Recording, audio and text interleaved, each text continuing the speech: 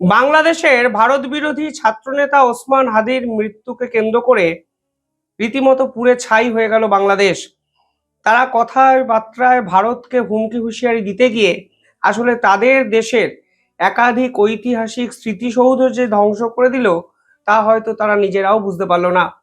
কালকে এই ঘটনা ঘটার পর বাংলাদেশের দুটি প্রথম সারির দৈনিক সংবাদপত্র ডেইলি স্টার এবং প্রথম আলো, এই দুই অফিসের সম্পূর্ণভাবে আগুন ধরিয়ে দেওয়া হয় এবং উন্মত্ত জামাতিরা যেভাবে কালকে ধ্বংসলীলা এই সংবাদপত্রের অফিসে ঢুকে চালালো তার জন্য কিন্তু কোনো নিন্দাই যথেষ্ট নয়।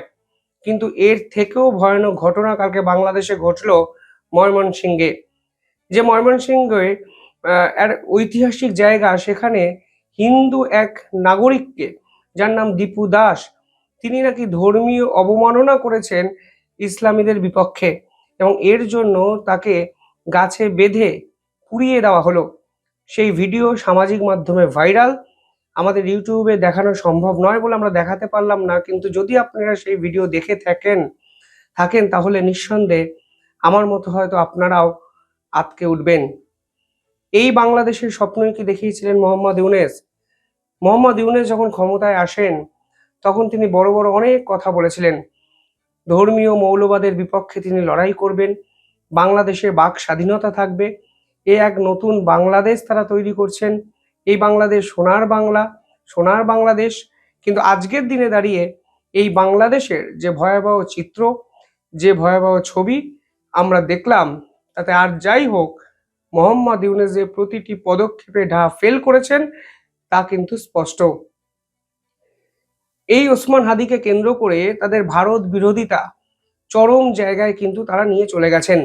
সব থেকে ইন্টারেস্টিং বিষয় হলো মোহাম্মদ ইউনূস অফিসিয়ালি বাংলাদেশের পক্ষ থেকে ভারতকে চিঠি দিয়ে জানিয়েছেন যে ওসমান হাদির ঘটনার সঙ্গে যারা জড়িত অর্থাৎ হত্যাকারী নাকি ভারতে আছে এবং ভারত সরকার যেন তাকে ধরে বাংলাদেশের হাতে তুলে দেয়।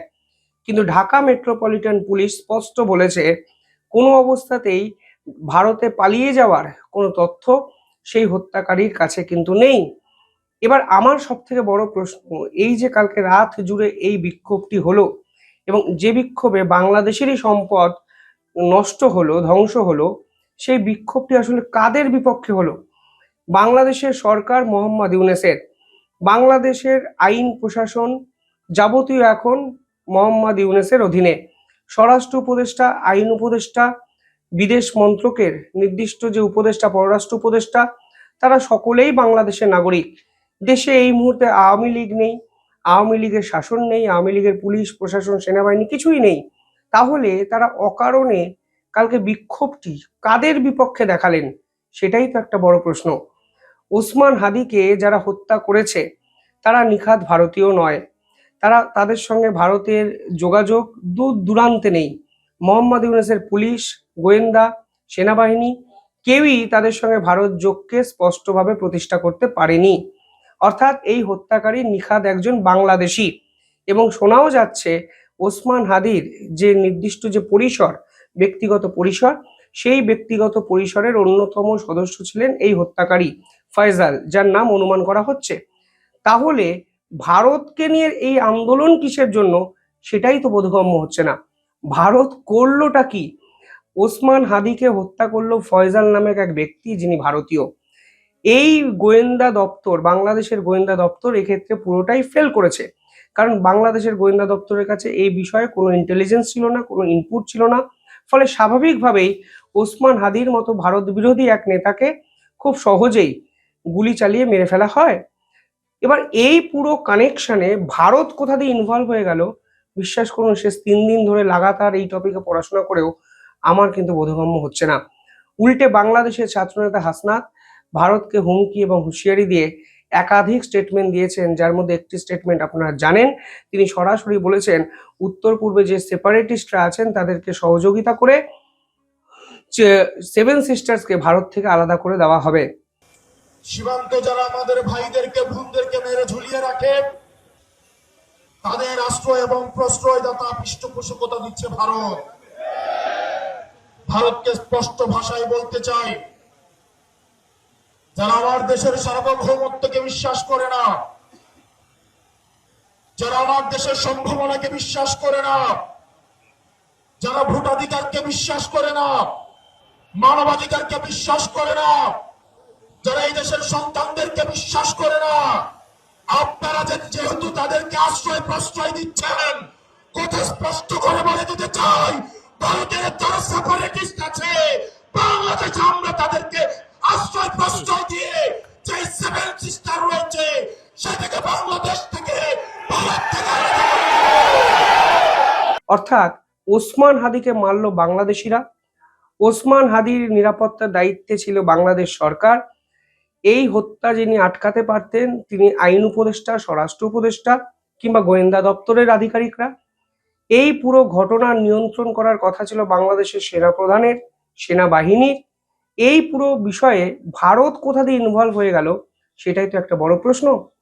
উল্টে বাংলাদেশের সরকার যে বাংলাদেশে ধর্মীয় মৌলবাদের কোনো জায়গা নেই এই স্পষ্ট কথাটি বারবার বলেছিলেন, সেটা আমরা দেখলাম তিনি কত বড় মিথ্যা কথা বলেছেন যখন একজন হিন্দুকে কালকে রীতিমতো গাছে বেঁধে পুড়িয়ে ফেলা হলো এবং সেই বীভৎস দৃশ্য আন্তর্জাতিক স্তর দেখলো। এবার এরপর জিওপলিটিক্যাল সারফেসে কিছু নির্দিষ্ট প্রশ্ন উঠে যায়। এই রকম হঠকারী সিদ্ধান্ত নেওয়া একটি রাষ্ট্র, এই রকম নোংরামির চূড়ান্ত জায়গায় পৌঁছে যাওয়া একটা দেশ, এরপরে কি এক্সপেক্ট করতে পারে সে দেশে বিদেশি বিনিয়োগ আসবে? এরপরেও কি সেই দেশ এক্সপেক্ট করতে পারে আন্তর্জাতিক স্তরে সেই দেশের ভাবমূর্তি ফের আগের জায়গায় চলে যাবে? শেখ হাসিনার সময় একটি ডাটা দেখছিলাম যেখানে দেখছিলাম জিডিপি উল্লেখযোগ্য হারে বৃদ্ধি পেয়েছে এবং ভারত এবং শেখ হাসিনা এবং বাংলাদেশ একত্রে কাজ করেছে বলে দক্ষিণ এশিয়ার ইকোনমি এখনো স্টেবল জায়গায় আছে, অন্তত পাকিস্তানের মতো জায়গায় যায়নি। কিন্তু আজকের এই বাংলাদেশ, যে বাংলাদেশ কার্যত সিরিয়ার মতো নরকে পরিণত হওয়ার জায়গায় চলে গেল, তার অর্থনৈতিক ভারসাম্যটা কোথায় থাকলো? তার অর্থনীতি নিয়ে প্রশ্ন করার কেউ নেই, তার মুদ্রাস্ফীতি নিয়ে তথ্য প্রকাশ করার কেউ নেই, সে দেশের ব্যাংকগুলোর কি অবস্থা সে বিষয়ে সাধারণ মানুষ আর প্রশ্ন করছে না। সে দেশের বৈদেশিক মুদ্রা ক্রমশ কেন শেষ 1-1.5 বছরে কমেছে সে বিষয়ে কেউ ভাবছেও না। আলটিমেটলি সাধারণ মানুষ, সাধারণ যারা খেটে খাওয়া দিন আনা মানুষ, তারা শুধু শান্তি চাইছেন, তারা অবরোধ চাইছেন না, তারা এরকম হিংসা চাইছেন না এবং শান্তিতে দিনে ঘুমোতে চাইছেন। এবং অনেকে আবার বলছেন আওয়ামী লীগই নাকি ভালো ছিল। ছাত্রদেরকে আমরা ফ্রি সার্ভিস দিছি, ছাত্র গয়না অভিযানে দিয়ে গেছি, তাই এখন আমগো এই সবকিছু বিদায় গেল না, আমরা নিজেরাও তো চলতে পারতাছি না। শেখ হাসিনারা তারা উচিত হয় নাই। শেখ হাসিনা ভালো মতন দেশ চালাইছিল, অনেক গরিব মানুষ টাকায় মরে দিতেছে খালি এই ডক্টর ইউনূস সাহেব আসার পরের থেকে। হাসিনা সরকার থাকলে এরকম হতো না, দেশের পরিস্থিতি খুবই ভালো থাকতো। আপনার সব মিলিয়ে ভারত বিরোধী হতে গিয়ে বাংলাদেশ সরকার কার্যত তাদের দেশকে সিরিয়া এবং নরকে পরিণত করলো এবং দক্ষিণ এশিয়ার রাজনীতিতে এক নতুন শ্মশানের জন্ম কিন্তু আমরা চোখের সামনে দেখলাম 1 বছরে। ভারতের পক্ষ থেকে ইতিমধ্যে ভিসা অফিস বন্ধ করে দেওয়া হয়েছে, কারণ কালকে এই বিক্ষোভকারীরা ভারতবর্ষের যে হাই কমিশনের যে অফিস, অ্যাসিস্ট্যান্ট হাই কমিশনারের অফিস, সেই দিকেও কিন্তু আক্রমণ চালানোর চেষ্টা করে এবং অবিলম্বে ভারত তাদের হাই কমিশনের অফিস বন্ধ করে। ভিসা অফিস রাজশাহী, খুলনা, ঢাকাতে আপাতত বন্ধ এবং ভারতবর্ষ পরবর্তীকালে বাংলাদেশের সঙ্গে কোনো সম্পর্ক রাখবে কিনা সেটাই কিন্তু এখন লাখ টাকার প্রশ্ন। তবে এই উগ্রতা যদি আমাদের প্রতিবেশী রাষ্ট্র বর্জন না করে তাহলে বাংলাদেশের সঙ্গে ভারতের সম্পর্ক কি রাখা উচিত? নিঃসন্দেহে নয়। মনে রাখবেন গোটা বিশ্ব জুড়ে ভারত প্রায় 850 বিলিয়নের বেশি জিনিস কিন্তু বিক্রি করে। বাংলাদেশে কিন্তু প্রায় 1 থেকে 1.5 বিলিয়নের ডলারের কাছাকাছি জিনিস পাঠানো হয়। অর্থাৎ টোটাল এক্সপোর্টের মাত্র 1% জিনিস কিন্তু আমরা বাংলাদেশকে পাঠাই। কিন্তু ওই 1% জিনিস যদি বাংলাদেশে না যায় তাহলে বাংলাদেশের সাধারণ মানুষ কিন্তু বিপদে পড়বে, ভারত কিন্তু সে অর্থে কোনো সমস্যাতেই পড়বে না।